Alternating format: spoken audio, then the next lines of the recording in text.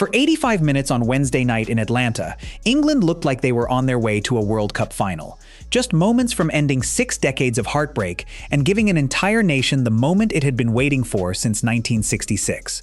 Then, in roughly 7 devastating minutes, everything fell apart. What unfolded felt like far more than a football match, a full-scale fight with a scoreboard attached. By the final whistle, several completely different controversies were dominating the conversation. So what exactly went wrong for England? This story takes some unbelievable turns. To understand it, start with one fact. England versus Argentina was never going to be an ordinary football match. This is one of the fiercest rivalries the sport has ever seen. Decades of history and bitterness, from the Falklands War to Maradona's Hand of God to David Beckham's red card. So when that history collided with the electric atmosphere in Atlanta, the result was exactly what many expected. From the opening whistle, it was a battle. There were 19 fouls in the opening 45 minutes alone, with Argentina flying into challenges and using every psychological trick they've mastered over the years. Just 3 minutes in, Enzo Fernandez caught the back of Elliot Anderson's head with an elbow. No card. Argentina kept pressing England's midfield with relentless physicality all over the pitch. Then came the moment that summed up how the referee was managing the game. The first yellow card wasn't shown to an Argentine player. It went to England. Elliot Anderson was booked for a foul on Lionel Messi. Referee Ismail Elfath kept reaching for restraint instead of his cards, while Argentina pushed the match closer to an all-out brawl. Fans reacted instantly. Social media exploded with English supporters accusing Argentina of escaping punishment and questioning whether the referee had any control at all. It was chaotic, entertaining, and gripping, but it also looked like an official struggling to control an already explosive contest.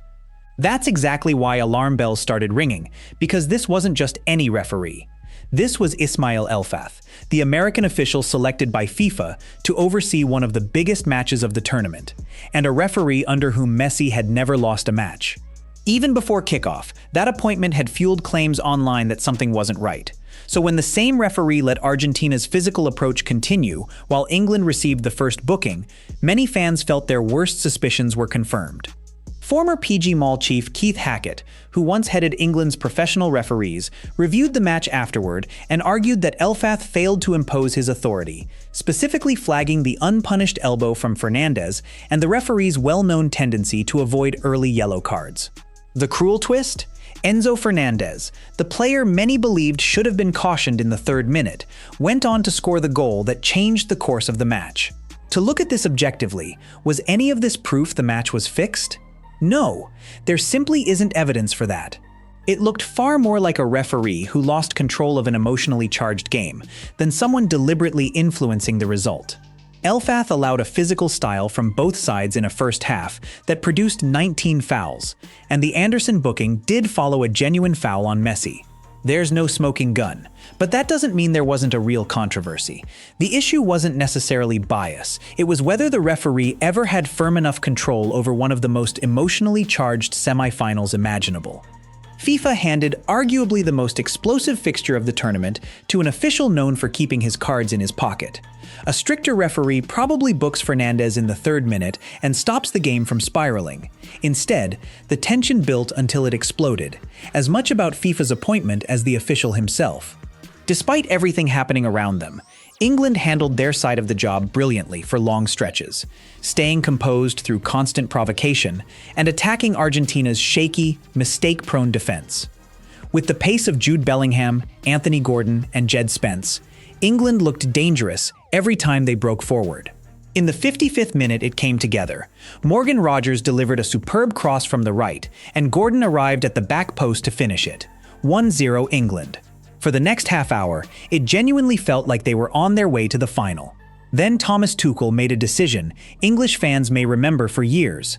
With England leading, he grew increasingly cautious, replacing attackers with defenders. Goalscorer Gordon came off for Ezri Konsa, then Dan Burn, then Nico O'Reilly. England shifted into a back 5, dropped deep, and focused almost entirely on protecting their box, leaving Harry Kane isolated up front. 5 minutes from a final, England nearly stopped attacking altogether. The numbers make it painfully clear. In the 37 minutes between Gordon's goal and the moment everything unraveled, England had just 12% possession, managed only 3 shots after taking the lead, and didn't register a single attempt after the 78th minute. You cannot invite the strongest attacking team in the tournament, with Messi hunting for openings, to camp around your box for half an hour and expect to survive unscathed. What made it harder to accept is that Tuchel had looked outstanding all tournament, guiding England past DR Congo, the hostile Azteca against Mexico, and tough conditions against Norway. But pulling your goalscorer for a fourth defender against a Messi-led side wasn't smart management. It looked like surrender, the exact pattern seen under Gareth Southgate, whose caution cost England the 2018 semi-final and the Euro 2020 final after taking the lead. They hired a Champions League winning manager precisely to break that cycle. Instead, at the defining moment, Tuchel made the same choice his predecessor did, and he pushed back against the criticism, but the numbers spoke for themselves. Argentina, sensing the momentum shift, attacked without hesitation. This was the moment Lionel Scaloni completely outmaneuvered Tuchel, throwing on more attackers to force a breakthrough, the biggest call coming in the 81st minute when he introduced Lautaro Martinez.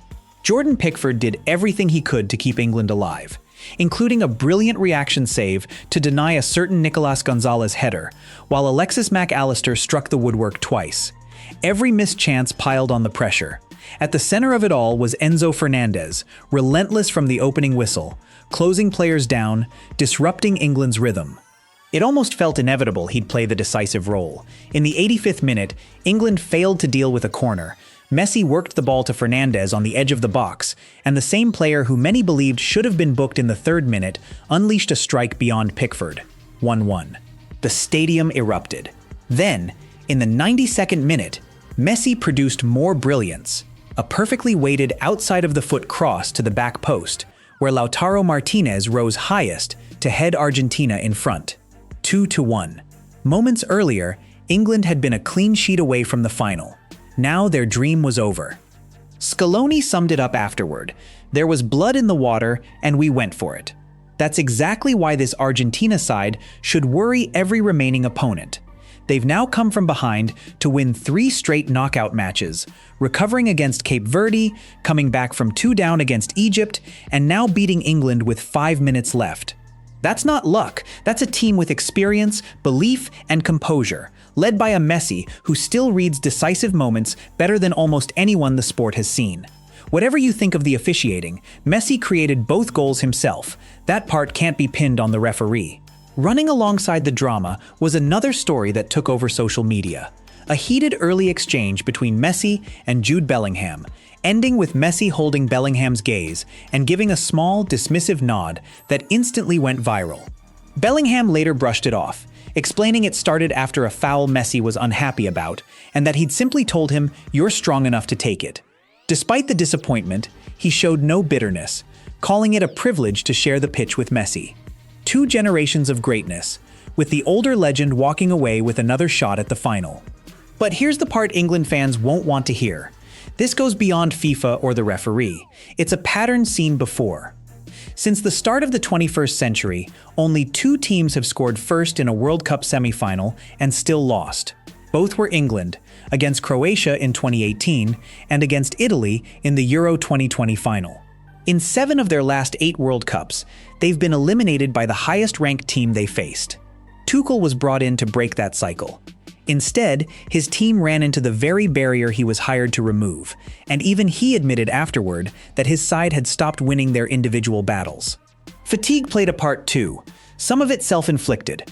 This squad had endured the altitude of the Azteca and a draining extra-time battle against Norway in the Miami Heat, on top of exhausting club seasons, and England based themselves in Kansas City rather than closer to their group stage venues, adding more travel. By the time Argentina launched wave after wave of late attacks, England looked physically spent. No energy to press, no legs left to counter. But fatigue only explains part of it. The deeper issue has followed England for decades, an inability to control the biggest matches through midfield, and a mentality that tightens the closer silverware gets. Andrea Pirlo exposed it. Luka Modric exposed it. Spain exposed it at the last Euros. And in Atlanta, Messi and Fernandez did exactly the same. Different players, different tournaments, same ending. So where does that leave us? FIFA wanted Messi and Argentina in the final, and Messi and Argentina are in the final. You can question the lenient refereeing that let such a physical contest develop, and you can question an appointment many fans distrusted from the moment it was announced. Those conversations are legitimate. But the harder truth is that England played a major role in their own downfall. Tuchel's caution handed Argentina the momentum, and from there, Argentina had the quality, composure, and nerve to make them pay, with Messi supplying the moments that decided it. One version of this story says FIFA wrote the script before kickoff. The more believable version is that FIFA created the conditions for a volatile contest. England lost control when the pressure peaked, and Argentina proved the braver side when it mattered. Frustratingly, both versions lead to the same ending.